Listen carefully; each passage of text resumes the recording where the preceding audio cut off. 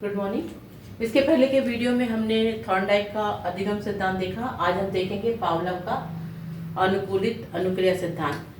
तो पावलोव का अनुकूलित अनुक्रिया सिद्धांत या शास्त्रीय अनुबंध सिद्धांत, जिसको हम क्लासिकल कंडीशनिंग थ्योरी भी बोलते हैं। पावलोव का पूरा नाम था इवान पेट्रोव पावलोव, जो कि एक रूसी शरीर वैज्ञानिक थे। 1902 में पाचन क्रिया की दैनिक व्याख्या में अनुबंधित अनुक्रिया सिद्धांत का प्रतिपादन किया था और 1904 में इसी पाचन क्रिया पर किए गए कार्य के लिए इनको नोबेल पुरस्कार भी प्रदान हुआ।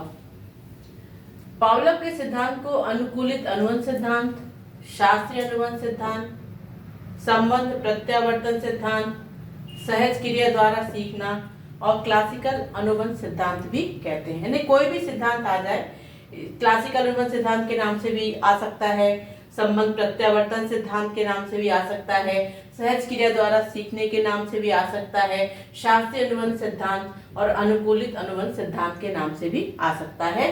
तो ये सारे सिद्धांत एक ही हैं, जिसे हम पावलोव का अनुकूलित अनुक्रिया सिद्धांत या क्लासिकल कंडीशनिंग थ्योरी कहते हैं।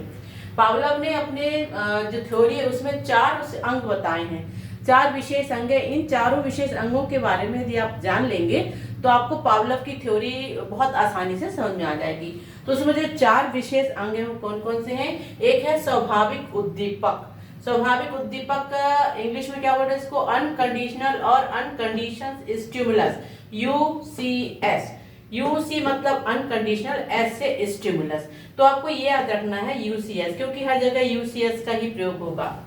दूसरा है स्वाभाविक अनुक्रिया अनकंडीशंस रिस्पॉन्स, यूसी अनकंडीशंस, आर से रिस्पॉन्स। तो जैसे यूसीएस स्टिमुलस, यूसीआर रिस्पॉन्स। तो आपको ये याद रखना होगा यूसीआर क्या है। तीसरा है अनुबंधित उद्दीपक, कंडीशंस स्टिमुलस या फिर कंडीशनल स्टिमुलस, सीएस। सी से कंडीशनल या कंडीशन, एस से स्टिमुलस। चौथा है अनुबंधित अनुक्रिया, इसको भी हम बोलते हैं कंडीशंस रिस्पॉन्स। तो सी आर, सी से कंडीशंस, आर से रिस्पॉन्स। तो ये जो 4 शब्द आपके बार बार आएंगे शॉर्ट फॉर्म में, वो आपको ध्यान रखना है, यूसीएस, यूसीआर, सीएस और सीआर। इस प्रकार ये जो 4 अंग हैं यही पावलोव के सिद्धांत में बार बार आएंगे।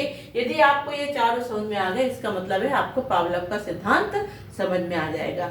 तो आज बस यहीं तक, मिलते हैं अगले वीडियो में पावलोव के सिद्धांत को लेकर। Thank you.